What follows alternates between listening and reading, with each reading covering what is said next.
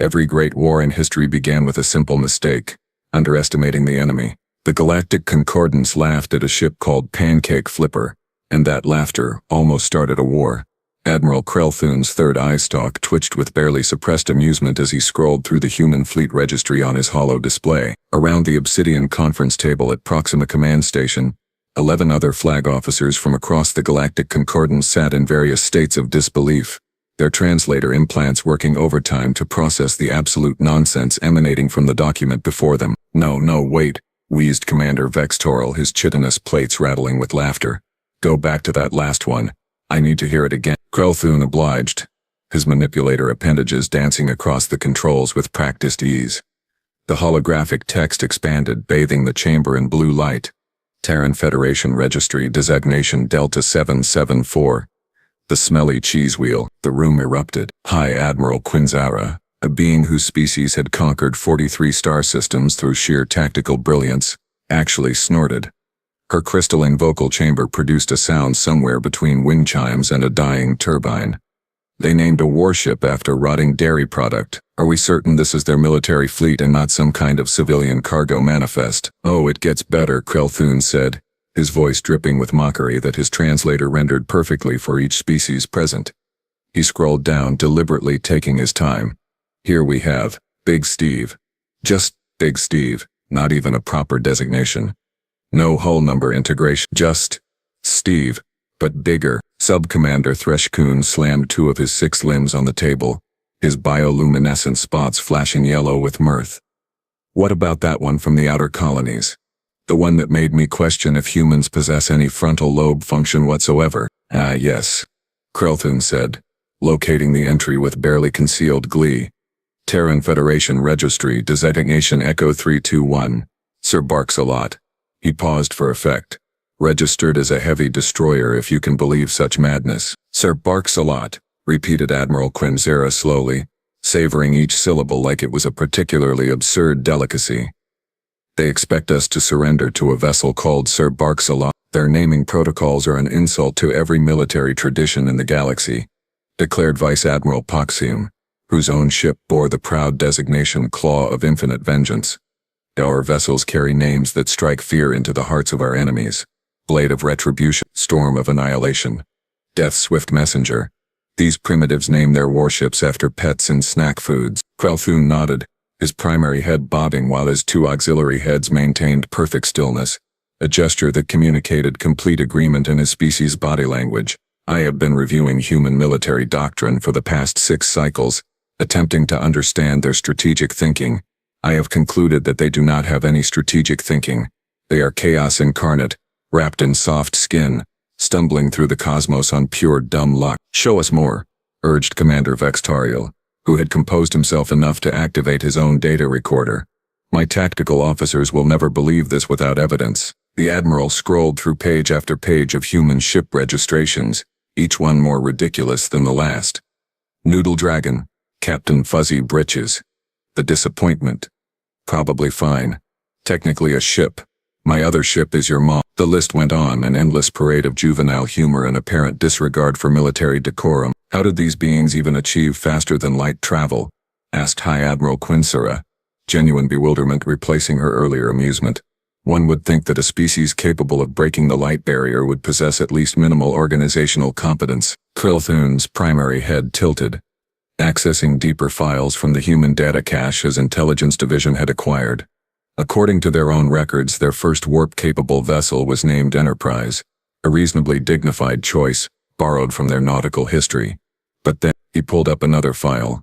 Their second interstellar vessel was called Zoom Zoom Goes the Boom Boom. The chamber descended into chaos once more, various species expressing hilarity through their unique biological mechanisms. Threshkun spots cycled through the entire visible spectrum. Quinzara's crystalline body resonated at frequencies that made the table vibrate. Even stoic Pokthum allowed himself a clicking sound that his people reserved for moments of extreme absurdity. They are children, Krelthun pronounced, his voice cutting through the noise with practiced authority. Dangerous children, perhaps, given their nuclear capabilities and surprising expansion rate, but children nonetheless, playing at war with toys they do not truly understand. He closed the registry with a decisive gesture, the holographic display winking out of existence. Which brings us to the matter at hand, esteemed colleagues. These humans are expanding into Sector 9, dangerously close to our mining operations at Kepler Station. Our sensors detected one of their ships entering the buffer zone approximately 3 planetary rotations ago. Let me guess, said Vextorla.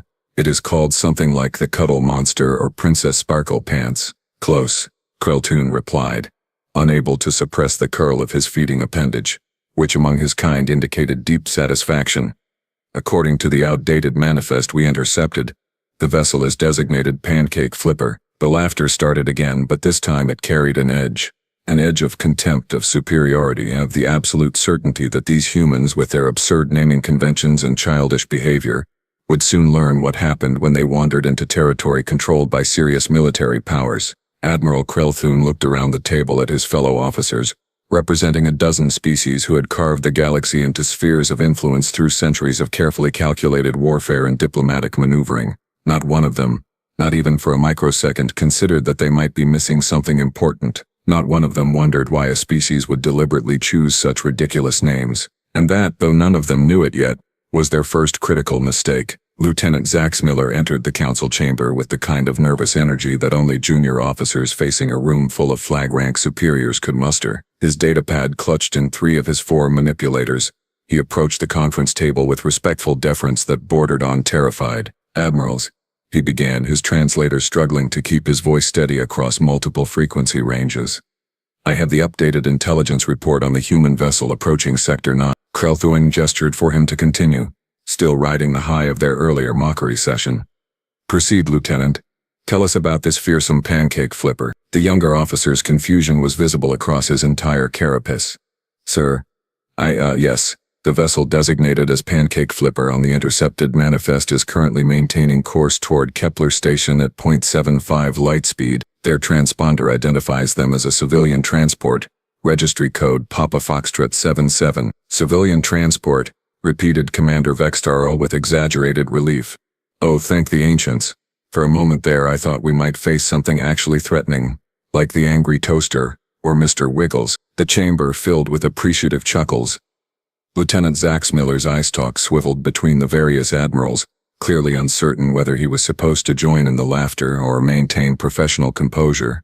He chose the latter, which proved to be the wiser decision. The vessel's energy signature is, admittedly, rather unusual for a transport, he continued, his voice gaining slight confidence.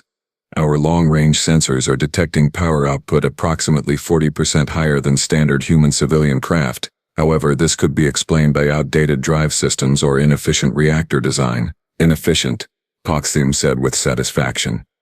Yes, that tracks perfectly with everything else we know about human engineering. They probably need the extra power just to keep their atmospheric processors from failing. Kreltoon leaned forward, his primary head fixed on the data streaming across the lieutenant's pad. What is their heading? Precisely. Direct approach to Kepler Station, sir. If they maintain current velocity, they will enter our established exclusion zone in approximately 14 standard hours. 14 hours, mused High Admiral Quinzera, her crystalline matrix refracting the chamber's ambient light into dancing patterns across the walls. Plenty of time to position our forces for a proper greeting, a greeting they will not soon forget, added Threshkoon, his bioluminescent spots pulsing red now, the color his species associated with predatory anticipation. These humans must be taught that our territorial boundaries are not suggestion. They cannot simply fly their breakfast-themed ships wherever they please. Kreltoon stood, his full height impressive even among the varied physiologies present. Lieutenant, has the vessel responded to our standard hailing frequencies? Negative, sir. We have broadcast warnings in 73 languages including standard human English. They acknowledge receipt, but continue their approach. Their response was, and I quote, "Thanks for the heads up, space friends. We will totally take that under advisement." Space friends, Vextorial repeated flatly. Space friends, the lieutenant confirmed. Kreltoon's feeding appendage curled again, but this time with irritation rather than amusement. These primitives mock us. They receive our warnings and respond with casual dismissiveness as though we are exchanging pleasantries at a social gathering rather than discussing potential military action. Perhaps they do not understand the gravity of the situation, suggested Quinzera, though her tone indicated she believed no such thing. Perhaps their translation protocols are as inefficient as their ship designs. Or perhaps, Kreltoon said, his voice dropping to a register that made his translator emit a low, dangerous hum. "They simply do not respect us. They view the Galactic Concordance as toothless, as bureaucrats playing at military might while actual power eludes us." The temperature in the chamber seemed to drop several degrees. Every officer present had dedicated their lives to military service, had earned their ranks through combat and tactical excellence. The suggestion that anyone, especially these upstart humans with their ridiculous ship names, might view them as anything less than formidable was intolerable. "Recommendations?" Krelthun asked, though his tone suggested he had already made his decision. Poxium's response was immediate. "We intercept. We board if necessary.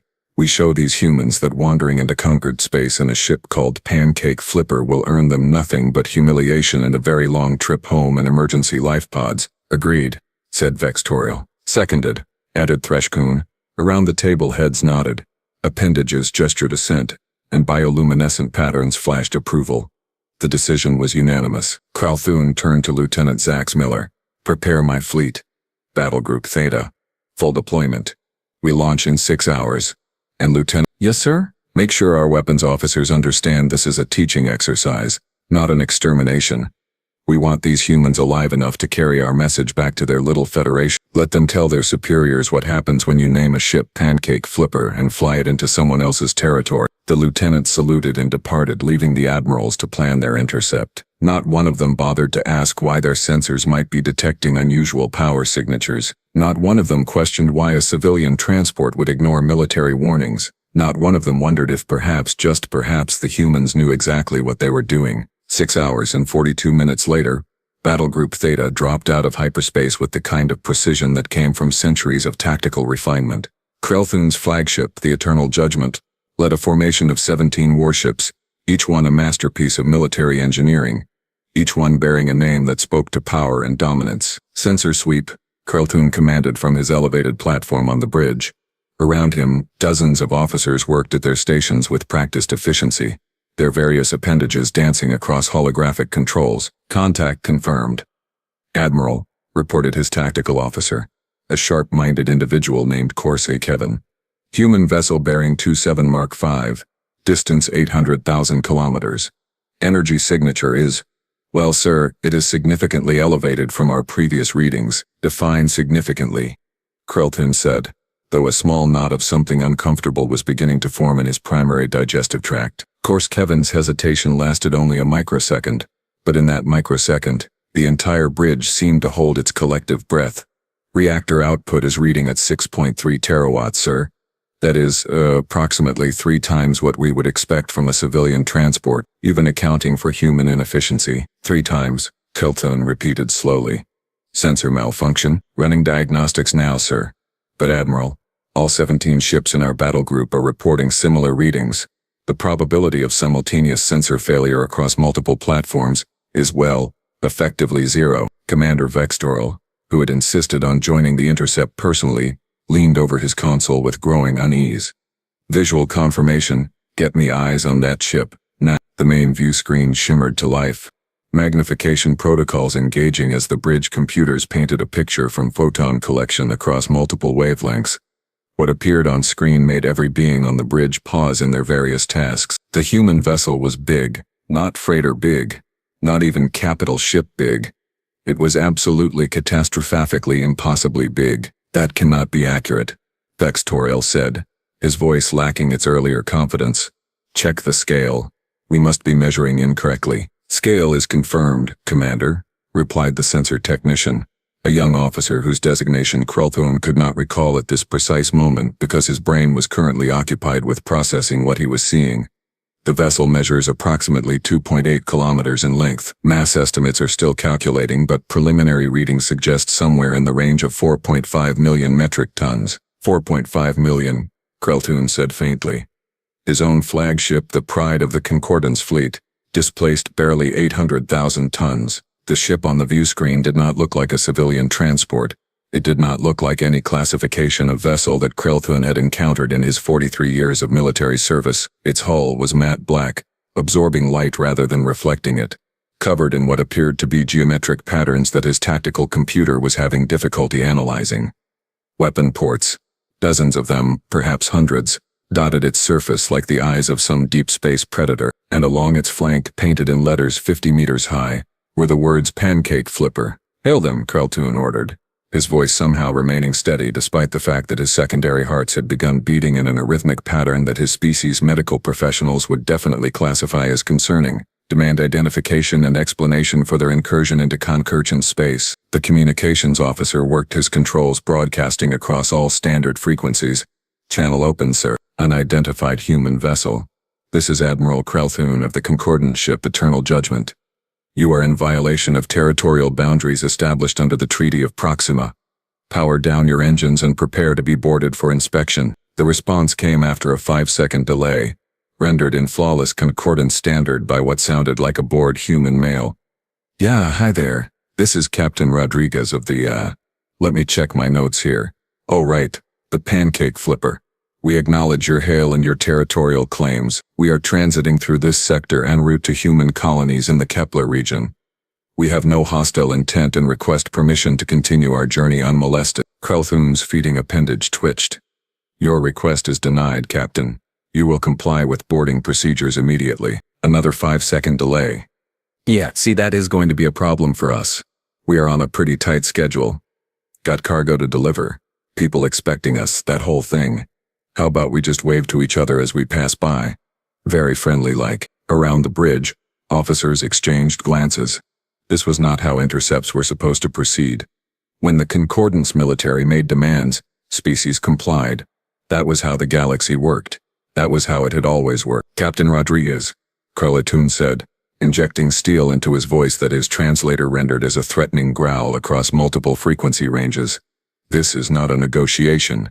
Power down your vessel or we will be forced to disable it through military action." This time, the delay stretched to 10 seconds. When Captain Rodriguez responded, his tone had shifted, the boredom replaced with something else. Something that made the temperature on the bridge feel several degrees colder. "Admiral, just so we are absolutely clear, and I want to make sure my translator is working properly here, are you threatening to open fire on a Terran Federation vessel operating in neutral space?" Neutral space. The human had said neutral space. Sector 9 was not neutral space. It was Concord's territory, clearly marked on every star chart, filed with the Galactic Council for the past 200 years, except Kreltoon's tertiary brain, the one responsible for pattern recognition and threat assessment, suddenly made a connection that his primary brain had been too occupied with indignation to notice. The humans had never signed the Treaty of Proxima. The humans were not members of the Galactic Concordance. The humans did not recognize Concordance territorial claims because, from their perspective, those claims held exactly zero legal authority. "Oh," Kreltoon said quietly with the tone of someone who had just realized they might have made a significant tactical error. On the view screen, the massive vessel designated as Pancake Flipper continued its approach, utterly unconcerned with the 17 Concordance warships arrayed before it, and deep within its hull, power signatures began to climb even higher. "Admiral," Karskevin said, his voice climbing into registers that suggested imminent panic. "The vessel's power output just increased by another 40%. I am reading active weapon locks. Sir, they are targeting all 17 ships in our formation." Kreltoon's world narrowed to a single point of absolute clarity, the kind that only came when survival instincts overrode military pride. "All ships, evasive maneuvers. Deploy countermeasures and prepare defensive screens." The bridge erupted into controlled chaos as officers executed commands with desperate efficiency.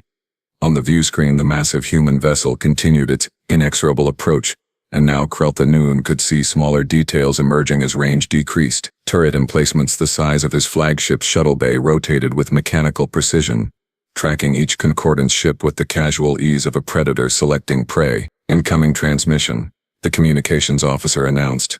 It is flagged as Priority Alpha with Terran Federation military encryption codes." "Put it through," Kreltoon commanded, wondering distantly if these would be the last words he ever gave as a flag officer. The view screen split, the left side maintaining visual on the approaching vessel while the right side displayed a human female in what was unmistakably a military uniform. She was younger than Kreltoon had expected, with dark skin, close-cropped hair, and eyes that held the kind of cold calculation that transcended species barriers. "Admiral Kreltoon," she said, her voice crisp and entirely devoid of the casual tone that Captain Rodriguez had employed. "I am Commander Lisa Okonkwo. executive officer of the Terran Federation dreadnought DSS Monster. Before this situation escalates beyond anyone's ability to control it, I need you to understand several critical facts. DSS Monster, Krelthun repeated, his translator rendering his confusion perfectly. Your transponder identifies you as Pancake Flipper. Civilian Registry Papa Foxtrot 77. Commander Okonkwo's expression did not change, but something in her eyes suggested she was enjoying this conversation more than her professional demeanor indicated. That is correct, Admiral. Pancake Flipper is our secondary designation used for outdated databases and intelligence networks that have not been updated in, approximately 8 months. We find it useful for identifying parties who are operating with incomplete information about Terran Federation fleet movements. The implications hit Krelthun like a physical blow. You deliberately planted false information. We deliberately maintained outdated information in systems known to be compromised by Kunkuk's intelligence operations. Okonkwo corrected. There is a difference. A subtle one, but legally distinct should this incident require tribunal review. On the tactical display, warning indicators were multiplying like a bacterial infection. Kevin was inputting data with all 4 manipulators simultaneously, his body language screaming distress in ways that a species could not verbally articulate. Admiral, the tactical officer managed. I have identification on the weapon systems. Those are not standard railguns or particle accelerators. The energy signatures match theoretical specifications for pulse compression plasma cannons, magnetic acceleration mass drivers, and ancestors preserve us. Those are fusion warheads. Sir, this vessel is carrying enough firepower to sterilize a planetary surface. Krelthun's 3 hearts were now beating in completely uncoordinated rhythms that his physician would definitely classify as a medical emergency. Commander Okonkwo, explain your intentions. Immediately. Our intentions are simple, Admiral. We are transiting through what we classify as neutral space en route to our colony worlds.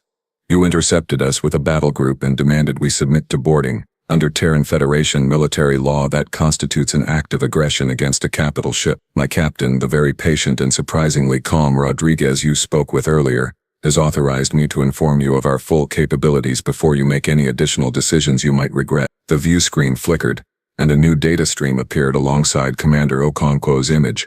Technical specifications scrolled past, each line more horrifying than the last. DSS Monster.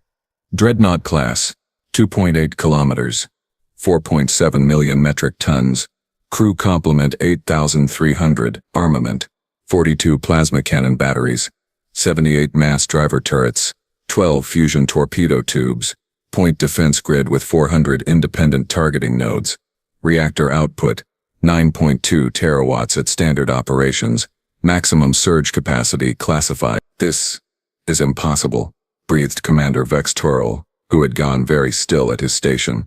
No species builds vessels of this magnitude for anything other than planetary siege operations. The resource investment alone would bankrupt most star systems. Most star systems, yes. Okonkwo agreed pleasantly.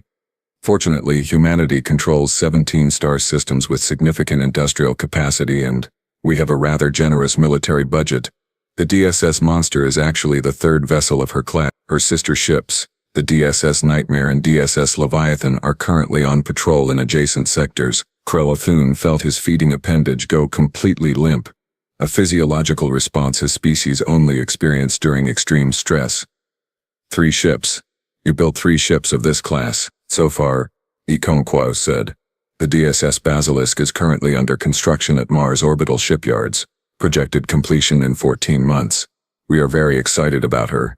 She will have improved shield generators. Improved, Krelthun repeated numbly. Admiral. Kevin interrupted, his voice barely above a whisper. Weapon locks are intensifying. I count targeting solutions for all 17 ships plus predicted positions for evasive maneuvers. Sir, their tactical computer is calculating our responses faster than we can execute them. On the view screen, Commander Okonkwo consulted something off-camera, then returned her attention to Krelthun with the expression of someone about to deliver very bad news in the most professional manner possible. Admiral, my sensor operators inform me that your ships are charging weapons and raising defensive screens. I need you to understand that if you fire on this vessel, the monster will interpret that as a declaration of war against the Terran Federation, not against this ship, against all of humanity, and we take declarations of war very, very seriously. We did not know, Krelthun said, hating how weak his voice sounded. how his translator rendered his desperation in frequencies that probably broadcast to every ship in the battle group. Your registry said civilian transport. The designation said pancake flipper. Yes? Okonkwo said simply. It did. And you saw those designations, and assumed we were primitive, unsophisticated, unworthy of respect, or caution. You saw our ship names and you laughed.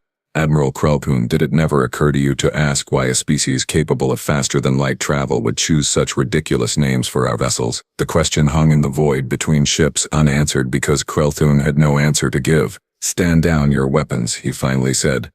The words tasting like defeat. All ships, disengage targeting solutions and lower defensive screens. We are withdrawing from this intercept. A wise decision, Admiral, Okonkwo said. The DSS monster will continue on her current course. We will be out of this sector in approximately 6 hours. I suggest you use that time to update your intelligence databases. The accurate ones, not the ones we want you to see. The transmission ended. The view screen returned to showing only the massive dreadnought, still approaching, still unstoppable, still bearing the name Pancake Flipper in letters 50 meters high, and Krelpoon understood, finally and far too late, that humanity's greatest weapon was not their plasma cannons or their fusion torpedoes. It was the fact that no one took them seriously until it was far, far too late. The retreat should have been orderly. Battle Group Theta had executed tactical withdrawals dozens of times during training exercises, each ship maintaining formation integrity while establishing maximum distance from potential threats. The maneuver was standard operating procedure drilled into every crew member from their first day of service, except nobody had ever trained them to withdraw from a ship called Pancake Flipper that could vaporize their entire formation without breaking a sweat. Admiral, Korskevin said, his voice crackling with stress. The human vessel is adjusting course. They are matching our retreat vector. Krelpoon's primary head snapped toward the tactical display.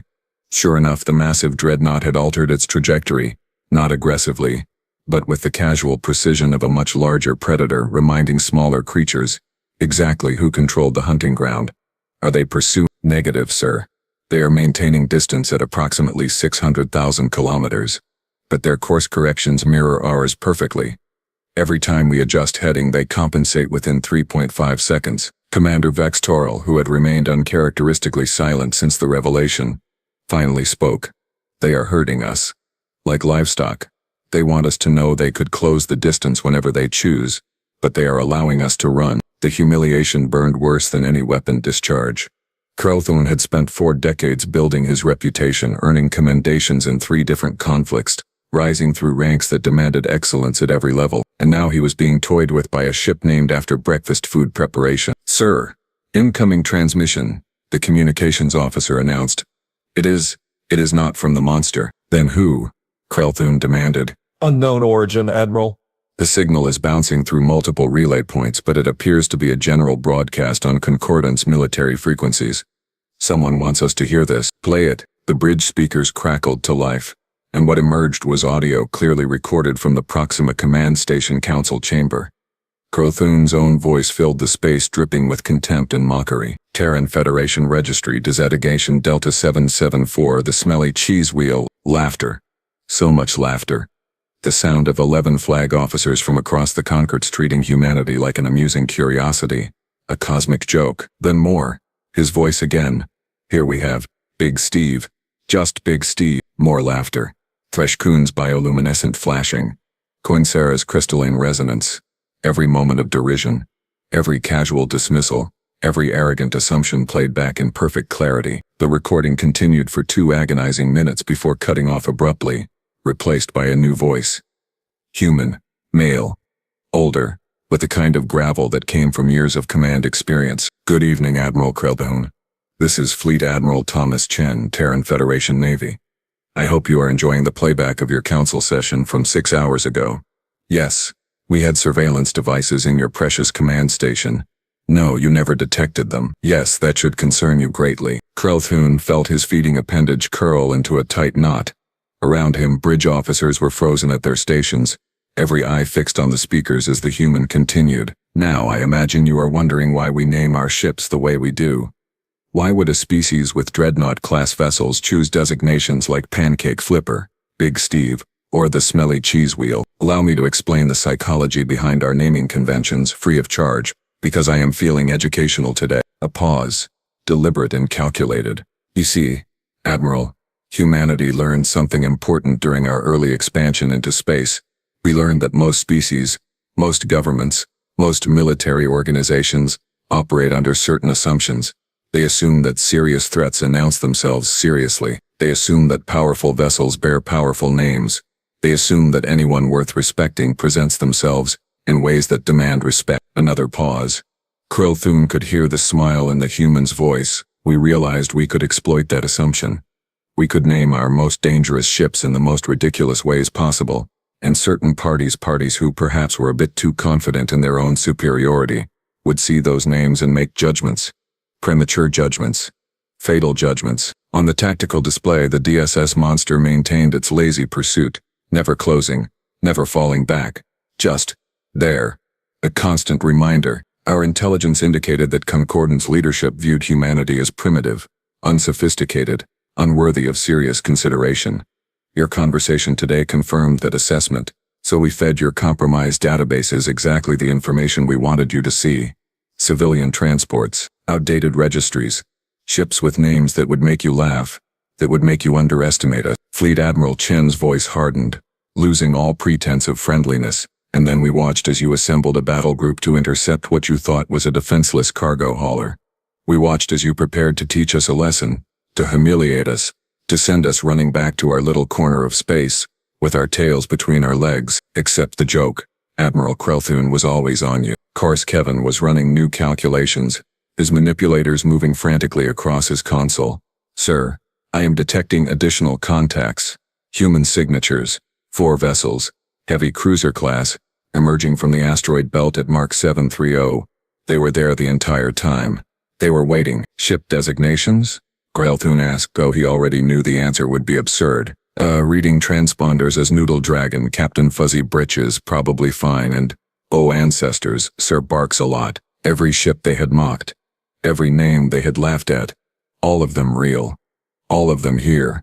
All of them armed, and operational, and very clearly coordinating with the monster in a tactical pattern that suggested extensive training and preparation. Fleet Admiral Chen's voice continued.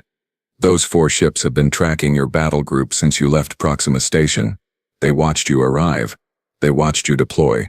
They have firing solutions on every vessel in your formation, and have had them for the past 27 minutes. You never saw them coming because you were too busy laughing at their names. We need to jump to hyperspace, Vextorial said quietly. Now, Admiral, we need to leave this sector immediately. Negative, Krillthun said, the word emerging before his conscious mind fully processed the decision. If we jump, we confirm our panic. We confirm our defeat. We maintain current course and speed. We show no fear. Admiral, with respect, they already know we are terrified. They have been listening to every communication on this bridge since we dropped out of hyperspace. The casual competence was somehow worse than outright aggression.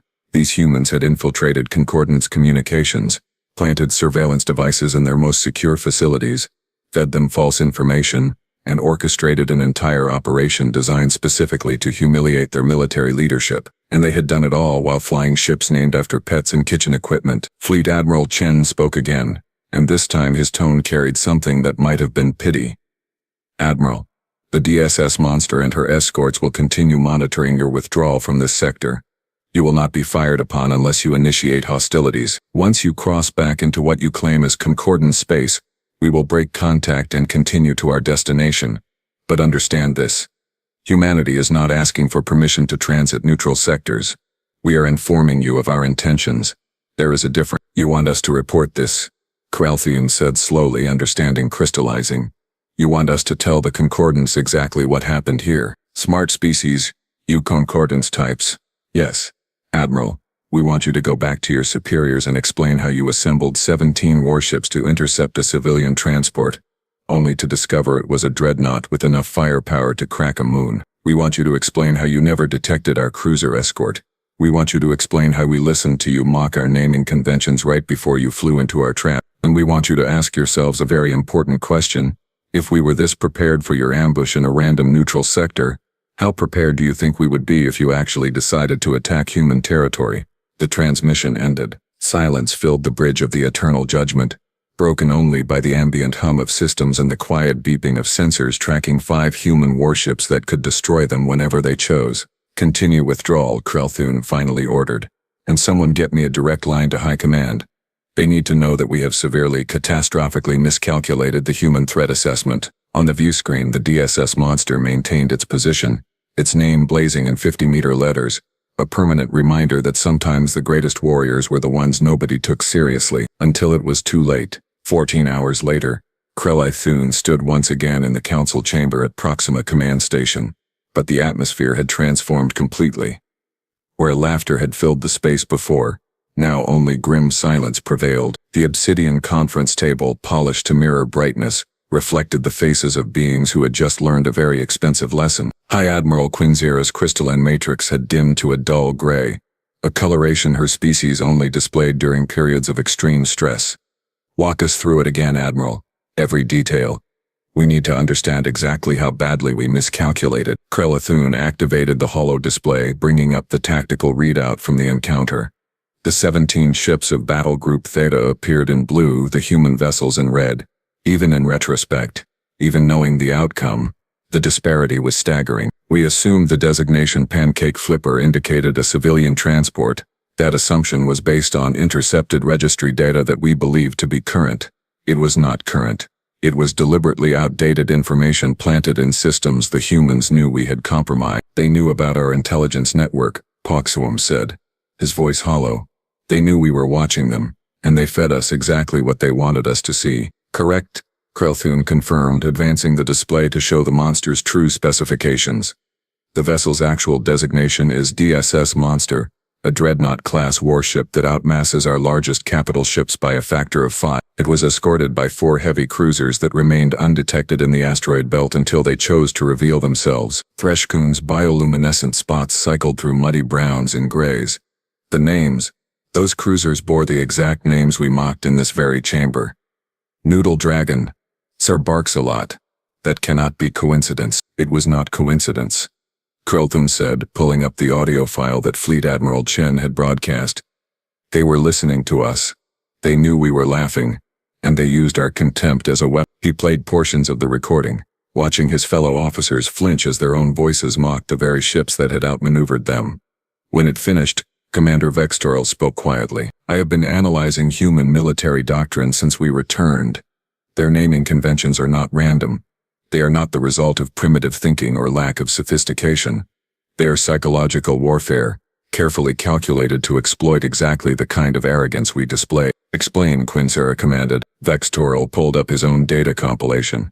"I cross-referenced every ridiculous ship name in the human registry against actual combat deployments and tactical assessments. The Smelly Cheesewheel destroyed a pirate fleet of 47 vessels in the Tau Ceti incident. Big Steve provided fire support during the evacuation of New Johannesburg, holding off enemy forces for 6 hours without sustaining critical damage. The disappointment? That vessel has the highest combat efficiency rating in the entire Terran Federation Navy." The list continued, each absurd name attached to a record of competence, bravery, and overwhelming firepower. Ships that sounded like jokes, but fought like demons. "They want us to underestimate them," Krelthun said, his primary head drooping with the weight of understanding. "Every time we see a name like Probably Fine or Captain Fuzzy Britches, our first instinct is to dismiss the threat. We assign lower priority, allocate fewer resources, approach with less caution, and that gives them an enormous tactical advantage before the first shot is ever fired." "It is brilliant," admitted Poxthum grudgingly. "Infuriating, humiliating, but objectively brilliant. They have weaponized our own prejudices against us." Quinzera's matrix flickered with agitated colors. "What about their other vessels? How many ships do the humans actually have that we have been dismissing as irrelevant?" Krelthun pulled up the updated intelligence report, the one his staff had compiled after cross-referencing every available database with the new understanding of human tactics. The numbers made his secondary heart skip beats. Current estimates suggest the Terran Federation Navy operates approximately 300 capital ships, 800 cruisers, and over 2,000 support vessels. Previous assessments classified most of these as civilian craft, or outdated military surplus. We now believe those classifications were, shall we say, optimistic. 300 capital ships, repeated Threskun faintly. We estimated they had perhaps 50. We estimated based on the information they wanted us to have. Vextoral corrected. Information delivered through compromised channels, outdated registries, and our own willingness to believe that any species naming their ships after breakfast foods could not possibly pose a serious threat. Krelthun closed the display, turning to face the assembled officers directly. High Command is convening an emergency session to reassess our entire strategic position regarding humanity. They are requesting input from everyone present at our previous discussion. Nobody needed clarification about which discussion he meant. The one where they had laughed, the one the humans had recorded, the one that would probably be used in military academies across human space as an example of how not to conduct threat assessment. Recommendations? Quensura asked, though her tone suggested she already knew what needed to be said. We stop laughing, Krelthun said simply. We stop assuming. We treat every human vessel, regardless of its name, as a potential peer-level threat. We update our databases with accurate information, not the information they want us to see, and we very, very carefully reconsider any plans that involve confronting human forces in neutral space. They made fools of us, Pakthum said quietly. Yes, Krelthun agreed. They did. And they did it without firing a single shot, without losing a single crew member, without violating a single treaty or law. They simply let us be fools, and then they showed us exactly how foolish we had been. Around the table, heads nodded in reluctant agreement. The lesson had been learned. The price had been paid in humiliation rather than blood, which was perhaps the only mercy in the entire situation. But in the back of his mind, Krelthun could not shake one final terrifying question. If this was how humans fought when they were being merciful, what would they do if someone actually made them angry? 3 weeks after what was now being quietly referred to as the Pancake Incident, the Galactic Concordance issued Intelligence Directive 77 Alpha to all member species and affiliated military organizations. The document was brief, clinical, and represented the most significant shift in threat assessment protocols in over a century. All personnel are hereby advised that Terran Federation vessel designations bear no correlation to actual combat capability or strategic importance. Ship names including but not limited to food items, pets, fictional characters, humorous phrases, or apparently random word combinations should be treated as potentially hostile capital-class warships until proven otherwise through direct sensor confirmation. The previous practice of classifying human vessels by name-based probability assessments is discontinued effective immediately. Krelthun read the directive for the 5th time, his feeding appendage curling and uncurling in a nervous rhythm. His formal report to High Command had been condensed, sanitized, and distributed fleet-wide. The embarrassing details had been omitted, but the core message remained crystal clear: humanity was not to be underestimated, mocked, or engaged without extensive preparation. The updated Galactic database now listed human vessels with appropriate threat ratings. The DSS Monster Dreadnought class. Extreme threat. Avoid engagement. Sir Barks-a-Lot. Heavy cruiser. Substantial threat.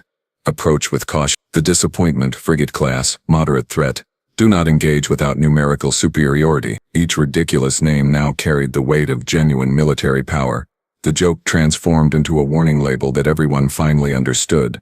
Krelthun was reviewing supply requisitions when Kevin appeared at his office entrance, the tactical officer's body language suggesting he was bearing news that his superior would not enjoy hearing. Report, Krelthun said wearily. Sir, long-range sensors have detected another human vessel entering Sector 9.